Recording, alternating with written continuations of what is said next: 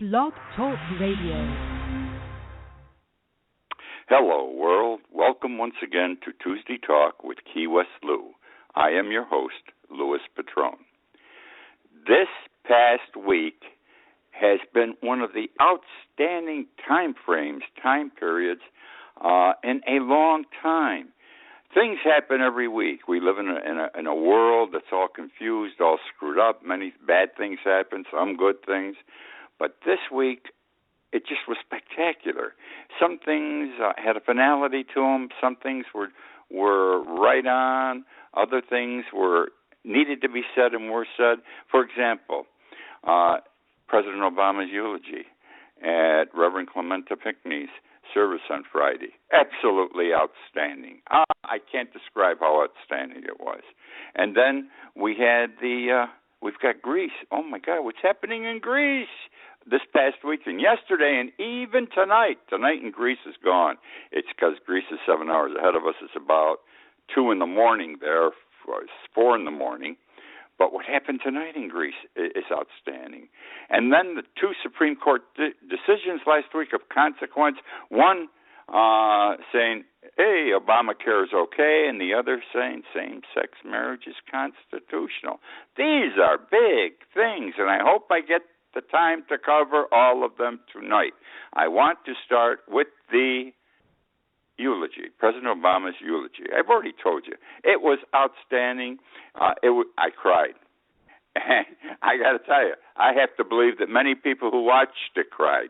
You had to be a, hard-ass hard-ass Republican, okay, far to the right, if you did not, or a Fox person, not to have said this is one of the greatest orations a president has ever made in the history of this country.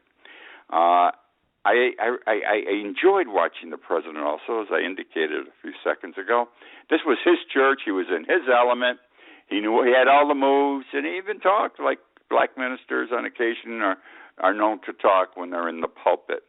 About 75% into the show, into the eulogy, I apologize. He just automatically, as part of his presentation, as part of his speech, as part of his address, as part of his eulogy, the president started singing Amazing Grace. And everybody sang along with him. It was so dramatic because Amazing Grace is the song of the black church. It is the black church's spiritual. It is the song of hope and redemption that they sing. And he did it. He led it, and everyone joined him. So let me talk about Amazing Grace. For some reason, over the years, Amazing Grace has motivated me. I don't know why. But this is the 7th time in 7 years that I will be referring to and describing in detail Amazing Grace. I first did it 7 years ago. I wrote an article for Amazon Kindle. And then along the way, I did a TV show, a whole hour on this 3 or 4 years ago. I wrote it up in Conquer Life on 2 occasions. I used it as a column, different time frames, because it fit. And I'm using it here tonight as part of this show. And I'm going to basically go through what I wrote because all of us have to know what it really means, Amazing Grace, not only to black people, but to white people, because all of us have been to some sort of service for someone who has passed on, and we have heard it sung, whether it's a black church or a white church or a multicolored church. So let me start this way. Amazing grace, how sweet the sound that saved a wretch like me. I once was lost, but now am found, was blind, but now I see, was blind, but now I see. There is a story that goes with these beautiful words in the song From Whence They Came. It starts with slavery. Most are unaware that the founding fathers of our country dealt with the issue of the importation of slaves to the United States in the Constitution. Article 1, Section 9 stated, in effect, that the government could not ban the importation of slaves for at least 20 years. But after that, they could, and they did. Why such was placed in the original Constitution is not certain. I suspect that the Founding Fathers, most of whom were slave owners, were of the opinion that 20 years would give them enough time to propagate, make babies, additional slaves. Since slaves had a significant monetary value, and one's worth was often measured by slaves owned, it made sense that there had to be a time when no more would be permitted entry to the United States, and overabundance of slaves could conceivably diminish the value of each slave. 20 years passed. The Congress could not wait to pass a law banning further importation to the United States. They did it 1 year early in 1807. Thomas Jefferson was president at the time. He is also considered the father of the Constitution. He supported the proposed law and did not hesitate in signing it. The law went into effect January 1, 1808. From that day forward, the United States Navy was on the lookout for any ships that were attempting to bring new slaves to American shores. The Navy was kept busy. Slavery was a big business. It took, though, until 1862 for the Navy to finally eradicate the problem.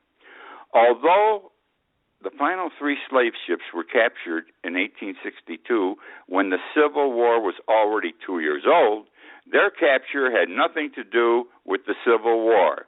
It was the result of the continued enforcement of the 1808 law. The last 3 ships captured were the William, Bogota, and Wildfire. The demand for new slaves, however, was overwhelming, especially in the 1700s and first half of the 1800s. They were needed for work in North and South America. It is estimated some 12 million were imported during those years.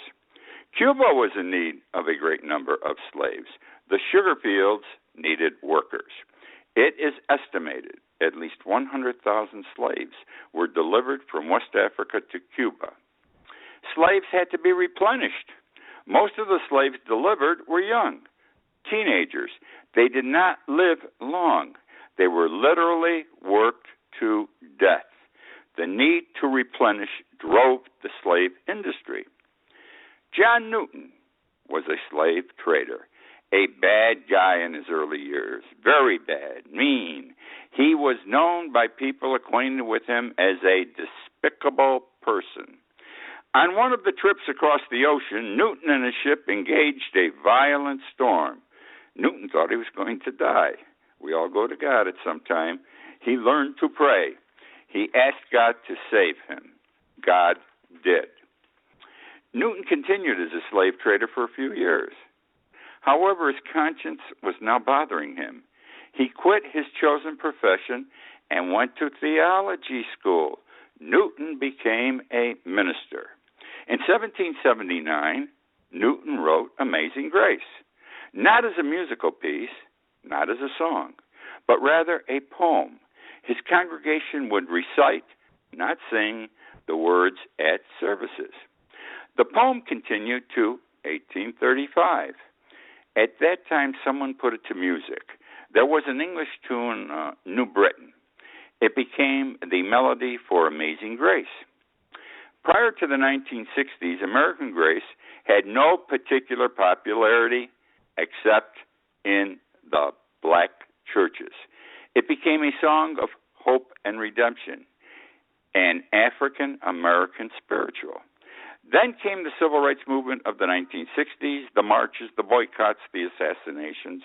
Amazing Grace gained national prominence and popularity during that era. It also became a top-selling recording.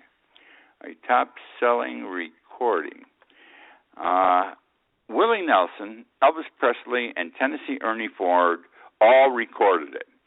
So did Althea Franklin and Judy Collins, and most recently, Susan Boyle.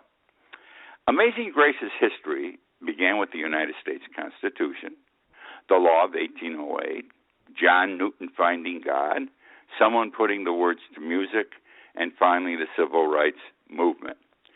Today, the hymn is sung everywhere, both for the living and the dead, warm and uplifting.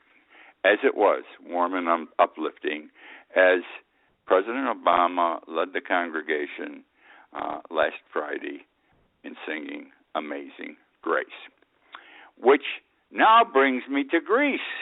Greece. It's time for a Greece update.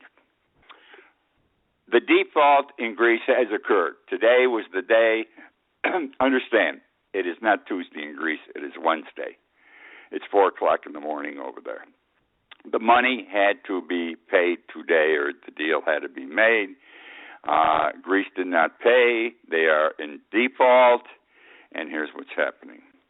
I think, I could be wrong, I think there is a split coming. I think Greece is going to say, up yours. We can't make this payment. No matter what we do, you're imposing restrictions on us that we can't handle. We've had enough of it. And we're going to walk. And whatever happens, happens. It can't be any worse than it is now. And whatever happens, happens, okay? The president called for a referendum this coming Sunday in Greece as to whether the people wanted to go with the Euro Union deal, which would put the screws to them even more, or they wanted to walk out of the Euro Union and do whatever they thought had to be done. Both situations have significant consequences. Last night there was a demonstration regarding the issue, and tonight there was another demonstration. The purpose of last night's demonstration in the square in front of Parliament was for the people who wanted to leave the Euro Union. Estimates are that 10,000 people appeared at the demonstration and said, we're ready to walk out of the Euro Union. Tonight was for the other side. And guess what? There were more than 10,000 people who want to stay in the Euro Union. Interesting. I didn't think it'd fly that way. All right? And I'll tell you why. It's very simple. I saw this firsthand. I experienced this firsthand. I've been to Greece several times over the last few years, and I can remember not the first trip, the second trip, maybe the third trip. I talked to everyone in Athens, in the islands, the affluent islands, the poor islands. I like to know what's going on. I just enjoy sharing things or learning things from these people. And it seemed to me, as this problem regarding the euro was developing and Greece was getting persecuted and prosecuted and beat to hell, the poor people wanted out. They didn't care. Down with Merkel, screw Germany, screw the Euro Union. We're not going to take this anymore.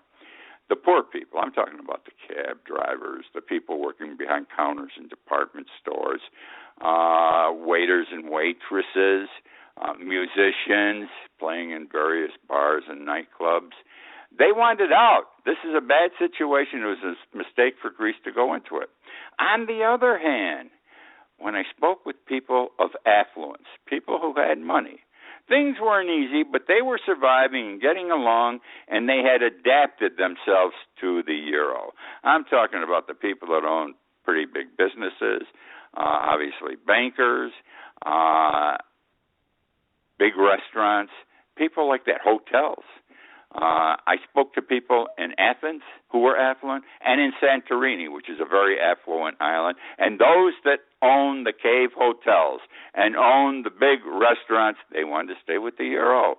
Those who had the wine, had the grape fields and were making wine, they wanted to stay with the euro. They were making money. They didn't go down the tubes. They weren't getting filthy rich, but they survived. On the other hand, the poor people, I already told you how the people reacted in Athens who were without. Now we come, Santorini, they had money. There were those without, but the people who had money on the island of Santorini, they were all for the euro. Now I go to Armagos. I spent several months in Armagos, the first time a whole month. There's no one on Armagos. There's no big business on Armagos. There's 1,800 people on Armagos. No one goes to Armagos. Okay, I loved it. I was in this little area that had 3 or 4 restaurant bars. They were just old. The place was 100 years old. People made their livings. They made their livings by the sea. They'd go out and catch their fish and sell it to the 3 or 4 restaurants. Everything was old 100 years ago. These people didn't want the euro. They didn't want the euro. They did not want the euro. They were hard to talk to, though, because they were afraid. It took me a while to gain their confidence so they would share with me. They wanted to get out because even with their little economy, it was hurting them. But they were afraid if they were talking to the wrong person, it might come back on them. All very interesting, I thought. So you also appreciate Lewis is walking around asking questions and chatting with people, but I had become friends with them over the month. I was the only American on the island for the month. The only American. People used to come to see me. Are you the American? And I learned a lot from these people. So I really thought the affluent people would be fewer in number than those who wanted to get out. I'm surprised at the number result. It means to me there got to be a lot more people making money in Greece than we understand. It's those that are dependent on smaller jobs and government pensions that are hurting. There is a solution coming, I think. This is one that could happen. It may be that they make a deal yet, Greece and the Euro Union, though I doubt it. Greece may go back to the drachma, which was their money before the euro. Or there's something out there, I've only read once, but I get this sense. Russia and China may bail Greece out, not by giving them the money to pay the Euro Union, but bringing them into the fold of Russia and China with a new form of money. China's created this new money that they're trying to get the whole world to use. It'll be a whole new banking situation, and that could very well happen. And let me tell you something, if it does, Putin has won again. This man always comes out on top. It's amazing. We put the screws to him. We sanction him. We're killing their oil business, which is 75% of their gross national product in Russia. And yet he's making deals for oil fields into Asia and China, into India, railroad lines all over the place. He's doing things with Iran. He's entered into a major deal, I talked about it 2 weeks, with Iran, where they're bartering. But both of them are getting big deals, what they want and what they need for their economies. And at the same time, we're trying to beat the hell out of them with the sanctions. We're destroying them, we're told. But he stands up and fights, and he always comes out on top. I've got to say it. I'm not saying he's good or bad. I'm saying he wins. The guy knows how to win. My friend Anna went to Greece today. She's going to be there for a whole month. She spoke with people before she went. I told her not to go yesterday, by the way. She left today, and she's there. I told her not to go. She telephoned me yesterday. She was going. I said, you're crazy. They're going to have all, what I see on television, people standing in big lines in front of the ATM machines and everything else.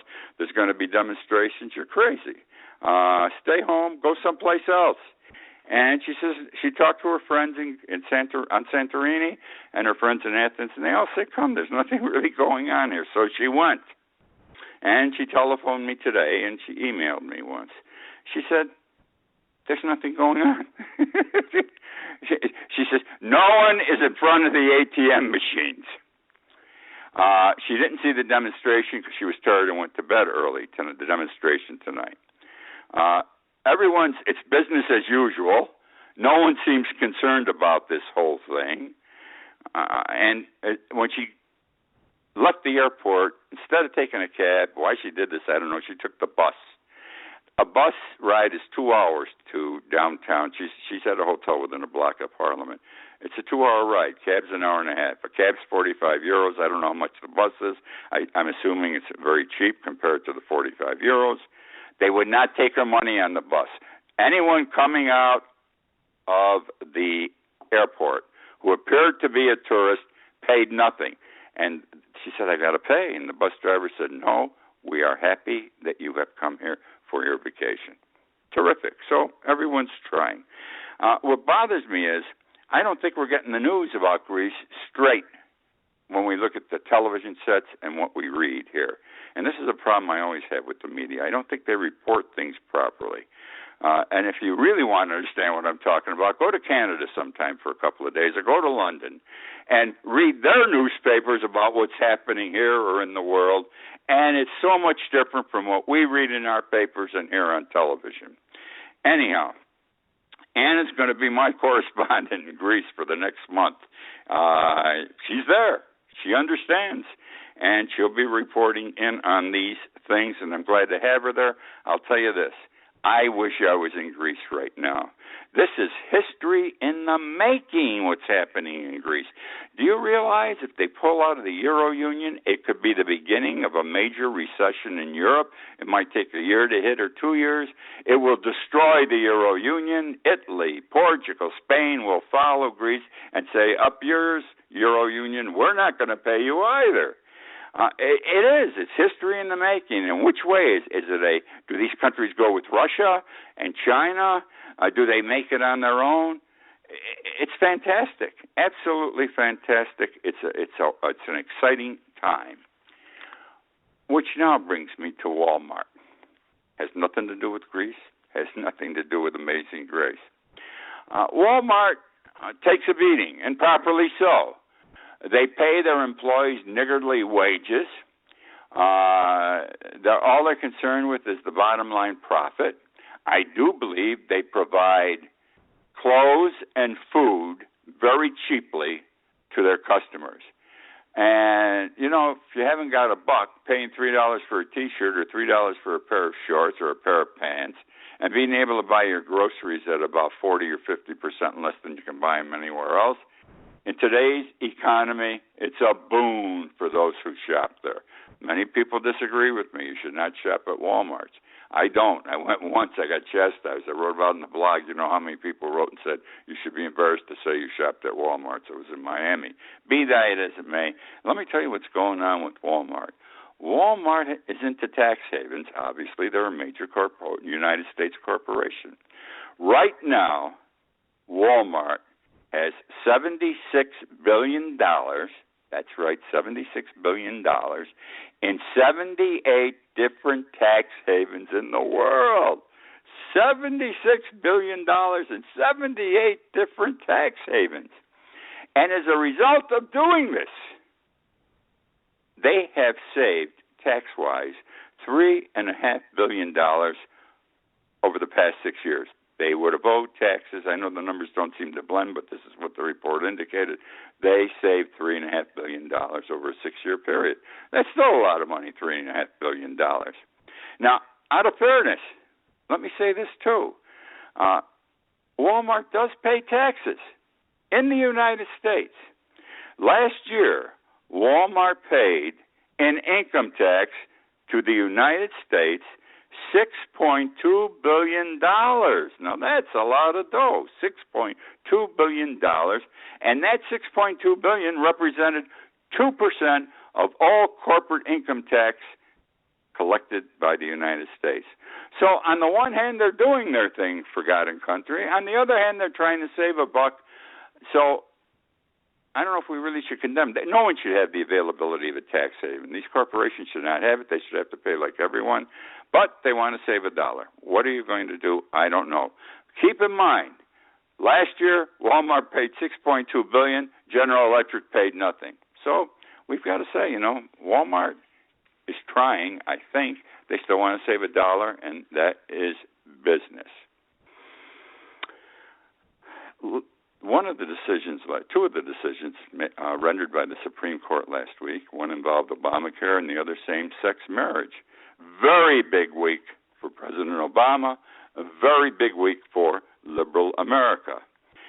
From my perspective, the court approving Obamacare solidifies the program for a long time. It'll be here 50 years from now in some fashion. Social Security started in the mid-30s. It wasn't like it is today, but it's still out there and it's better, and Obamacare is going to go that way and improve.